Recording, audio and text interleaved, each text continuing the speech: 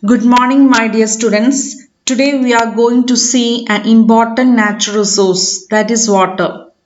As you know, the water is an important natural resource, and without water we cannot imagine a life. Even we cannot imagine a day without water. So we should conserve water. So nowadays different awareness programs are going on, saying that we should conserve water by different techniques. So in previous classes and all we have discussed, we have seen about what are the sources of water, right? So only little amount of water we are getting as drinking water. Actually, two-third part of the world is water, but like a salt water that we cannot consume. So only little amount water is available as drinking water. So in this slide you can see 785 million people remain without even basic drinking water services.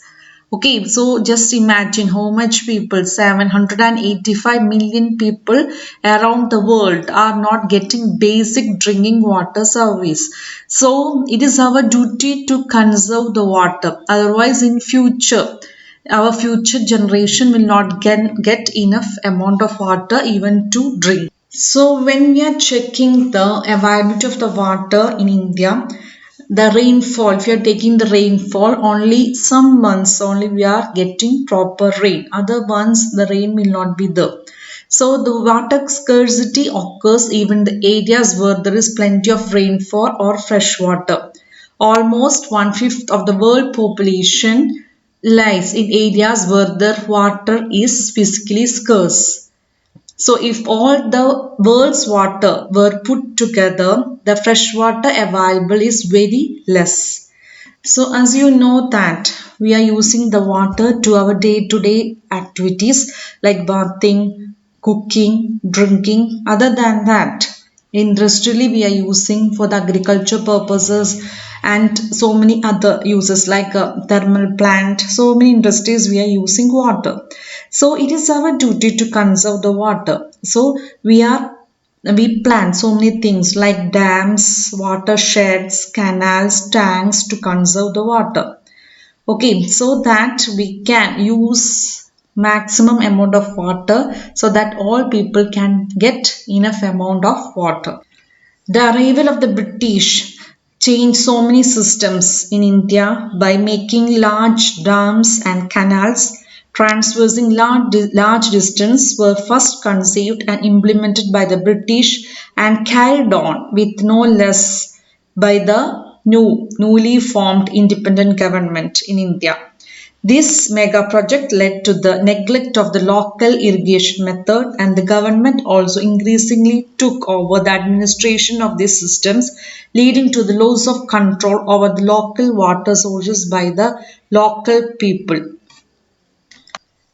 Now we will see one of the method to conserve the water, that we can store water in large reservoir. Actually, that is known as the dam. To store water in large reservoir, that is known as dam.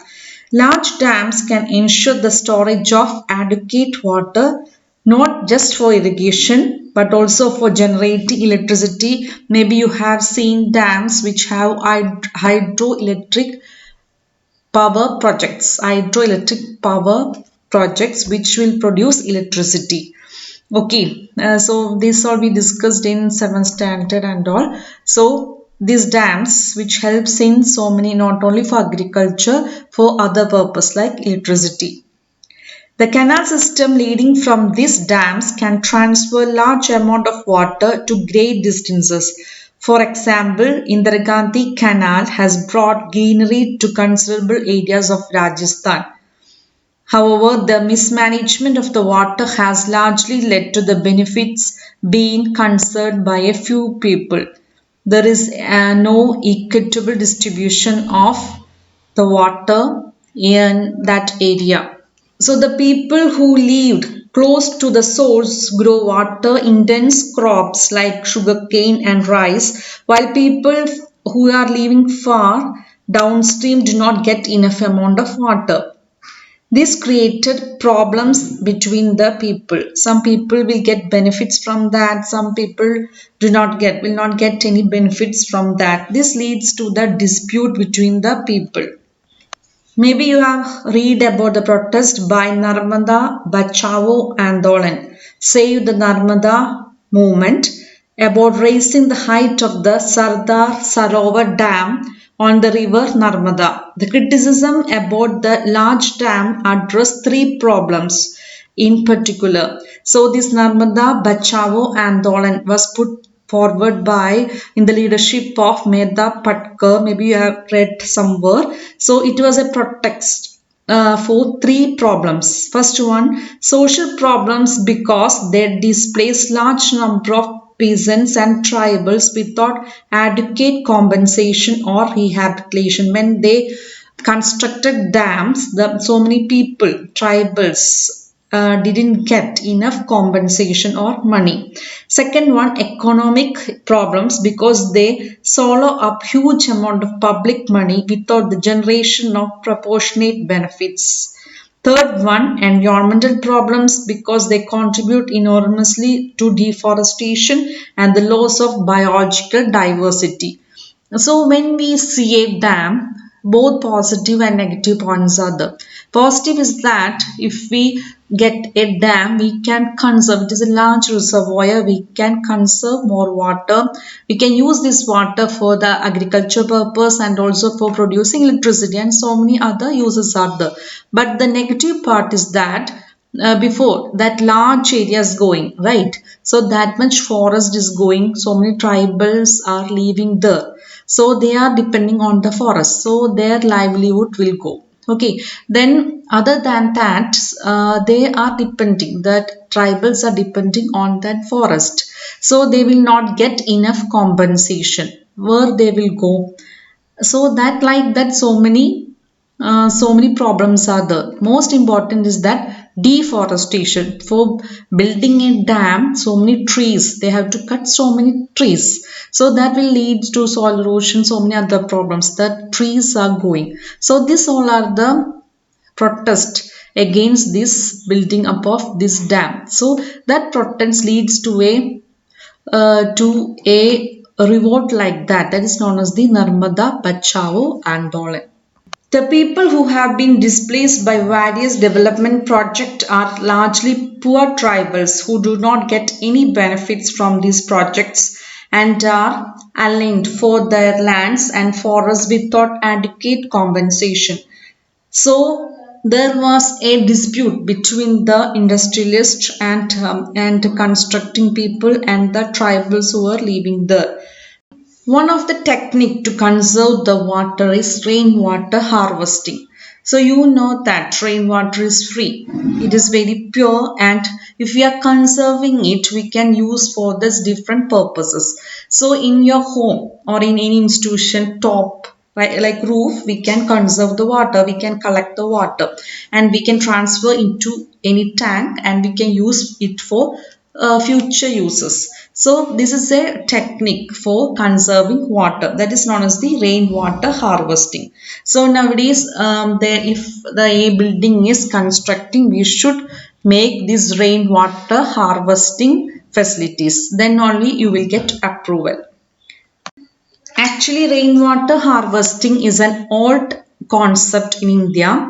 So you can now, I will tell you so many different types of rainwater harvesting which we practiced in old age India. So kadins, tanks and nadis in Rajasthan, bandaris and thals in Maharashtra, buddhis in Madhya Pradesh and Uttar Pradesh, ahas or pines in Bihar, kuls in Himachal Pradesh, ponds in Kandi belt of Jammu region, and iris tanks in Tamil Nadu, Surangams in Kerala, and Kattas in Karnataka are some of the ancient water harvesting techniques.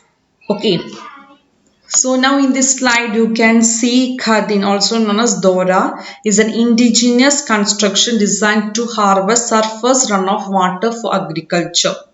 So based on the principle of rainwater harvesting, on farmland and subsequent use of this water saturated land for crop production. Now you in this slide you can see the gardening system of traditional water harvesting system.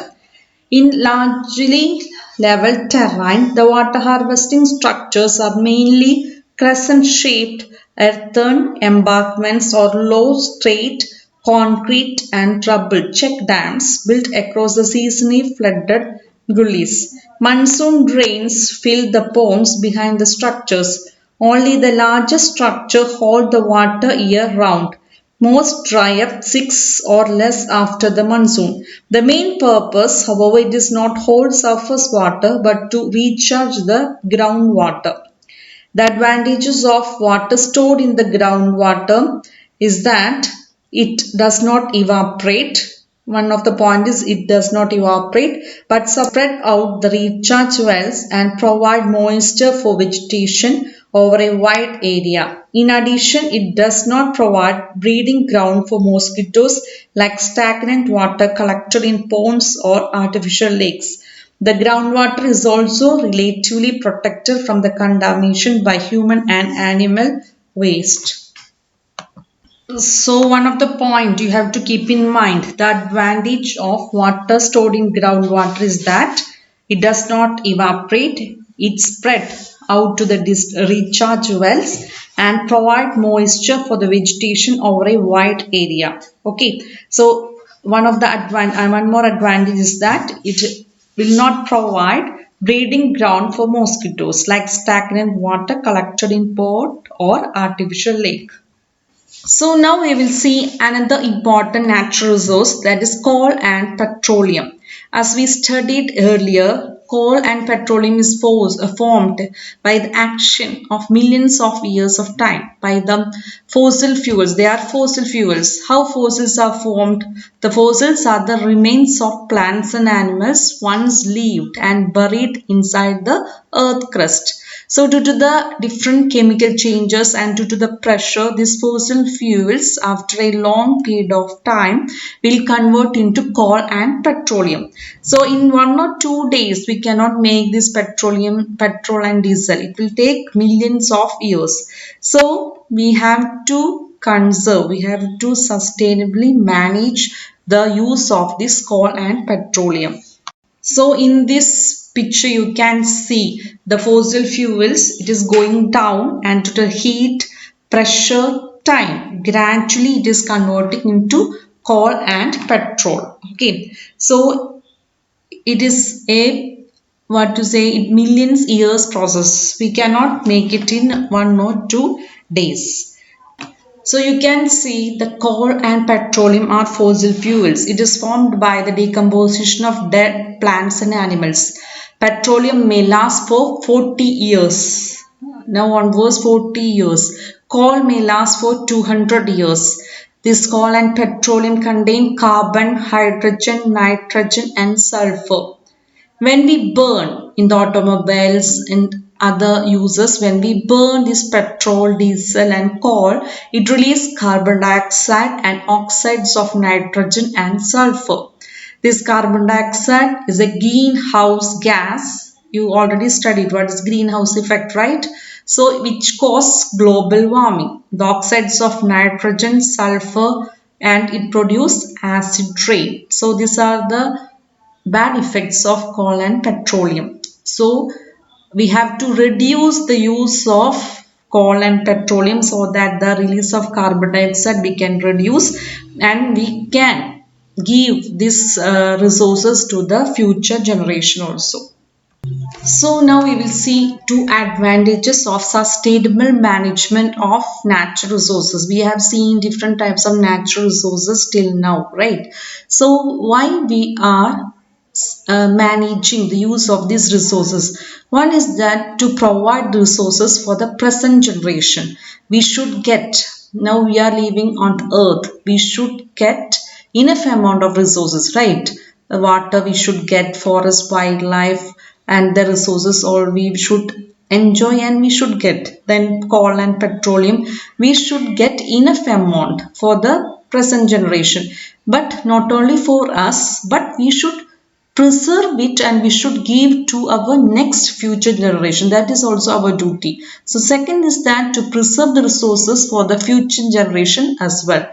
So better we can reuse the things which we are using, we can reuse it better than recycling, because it does not involve the use of energy. When we are recycling it, we should spend energy, right? So by reusing a thing, we can conserve the energy. So two things always keep in mind: provide the resources for the present generation. That is the two advantages of sustainable management of natural resources, and to preserve the resources for the future generation as well.